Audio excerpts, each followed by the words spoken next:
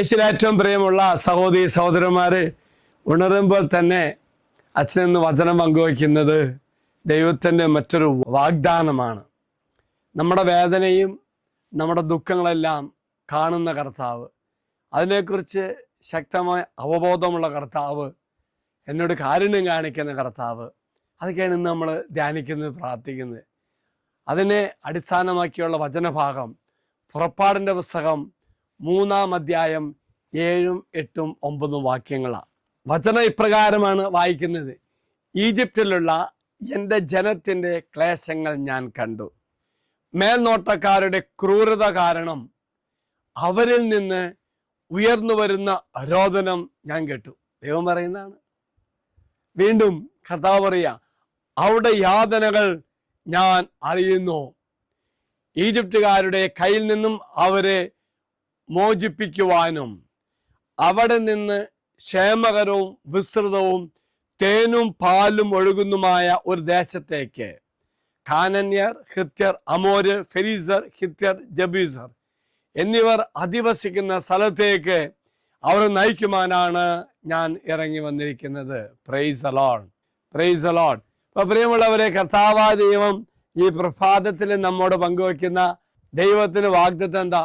എൻ്റെ കരച്ചിലും എൻ്റെ ദുഃഖമെല്ലാം തമ്പുരാനെ ഒത്തിരി മനസ്സ് വേദനിക്കുന്നു. ഒരു മാനുഷികമായ ഒരു ചിന്തയിലൂടെ ദൈവത്തിൻ്റെ ഇടപെടൽ അനുഭവിക്കുവാനും എനിക്ക് മോചനം നൽകുവാൻ വേണ്ടി കർത്താവ് ആഗ്രഹിക്കുന്ന ഒന്നായി ഇവിടെ കാണുന്നുണ്ട്. അതിനുവേണ്ടി മോശയെ കർത്താവ് തിരഞ്ഞെടുക്കുക. അതാണ് ഈജിപ്തിലെ അടിമത്തത്തിൽ നിന്നും ഇസ്രായേൽക്കാരെ മോചിപ്പിക്കുവാനുള്ള തൻ്റെ പദ്ധതി ദൈവം വെളിപ്പെടുത്തുന്നു. ദൈവം അവരുടെ കഷ്ടപ്പാട് കണ്ടിട്ടുണ്ടെന്നും അവിടെ നിലവിളികൾ കേട്ടിട്ടുണ്ടെന്നും ഒരു വാഗ്ദത്ത ദേശത്തേക്ക് അവരെ കൊണ്ടുപോകാൻ പോകുവാണെന്ന് ദൈവം പറയുക. ഈ മോചനത്തിന്, ഈ വിടുതലിന് മോശയെ വിളിക്കുകയാണ്, ഉപകരണമായി തിരഞ്ഞെടുക്കുകയാണ്. പ്രിയമുള്ളവരൊപ്പം തന്നെ രണ്ടാമത് ചിന്തിക്കുന്നത് ദൈവത്തിൻ്റെ അവബോധവും ആശങ്കയും, നമ്മളെക്കുറിച്ചുള്ള നമ്മുടെ കഷ്ടപ്പാടുകളുള്ള അവബോധവും അതിനെ പ്രതിയുള്ള ആശങ്കയാണ് ദൈവത്തോട് പങ്കുവയ്ക്കുന്നത്. അതായത് തൻ്റെ ജനത്തിൻ്റെ ദുരിതം ഞാൻ കണ്ടു, അവിടെ നിലവിളി കേട്ടു എന്ന് വ്യക്തമാക്കിയ കർത്താവ്, കാണുകയും കേൾക്കുകയും ചെയ്ത ഒരു ദൈവം, അതിന് വിടുതലിന് വേണ്ടി തൻ്റെ പദ്ധതി നിവർത്തിക്കപ്പെടുവാൻ വേണ്ടി മോശയെ തെരഞ്ഞെടുത്തു. എങ്കിൽ പ്രിയമുള്ള സഹോദര സഹോദരി, ഈ ദിവസം ദൈവമായ കർത്താവിൻ്റെ വാഗ്ദാനം ഓർക്കുക. നിന്റെ നിലവിളി കേൾക്കും, നിന്റെ കണ്ണുനീർ കാണും.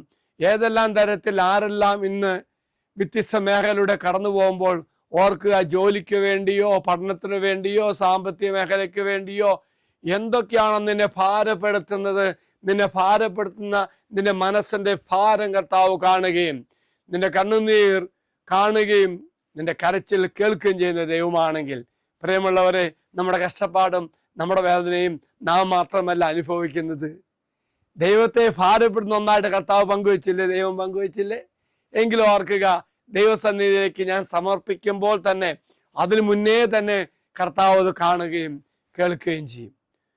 എങ്കിൽ പ്രിയമുള്ളവരെ, അതിന് മോചനമാകുവാൻ വേണ്ടി ദൈവം ആരെയും തിരഞ്ഞെടുക്കും, നിനക്ക് വേണ്ടി തിരഞ്ഞെടുക്കും. ഒരുപക്ഷെ നിന്റെ ഭവനത്തിലെ വിടുതലിന് വേണ്ടി മോശയെ പോലെ നിന്നെ തന്നെയായിരിക്കും തിരഞ്ഞെടുക്കുന്നത്. എങ്കിൽ നമുക്ക് പ്രാർത്ഥിക്കാം. കർത്താവേ, ഈ ദിവസത്തെ ഓർത്ത് നന്ദി പറയുന്നു. മോശയെ പോലെ ഞങ്ങളുടെ വിടുതലിന് വേണ്ടി ഒരാളെ ഉയർത്തണമേ. എന്നെ തന്നെയാണെങ്കിലും എനിക്ക് ശക്തി തരണമേ. ദൈവമേ, ഞാൻ തിരിച്ചറിയുന്നു, എൻ്റെ ഭാരവും വേദനയും ദുഃഖമെല്ലാം കാണുന്ന ദൈവമേ, എൻ്റെ മനസ്സിൻ്റെ ഭാരങ്ങൾ തിരിച്ചറിയുന്ന കർത്താവേ, ഈ ദിവസം അങ്ങ് എനിക്ക് വേണ്ടി പ്രവർത്തിക്കണമേ. ദൈവം എല്ലാവരും അനുഗ്രഹിക്കട്ടെ എന്ന് പ്രാർത്ഥിക്കുന്നു. ഈശ്വരാശീർവാദം തരാം. നമ്മുടെ കർത്താവായ ഈശോമിശിഹായുടെ കൃപയും പിതാവായ ദൈവത്തിൻ്റെ സ്നേഹവും പരിശുദ്ധാത്മാവിൻ്റെ സഹവാസവും നാം എല്ലാവരോടും കൂടെ ഉണ്ടായിരിക്കട്ടെ, ഇപ്പോഴും എപ്പോഴും എന്നേക്കും. ആമേൻ. ഒരു നല്ല ദിവസം എല്ലാവർക്കും ആശംസിക്കുന്നു. എല്ലാവരും കർത്താവ് അനുഗ്രഹിക്കട്ടെ.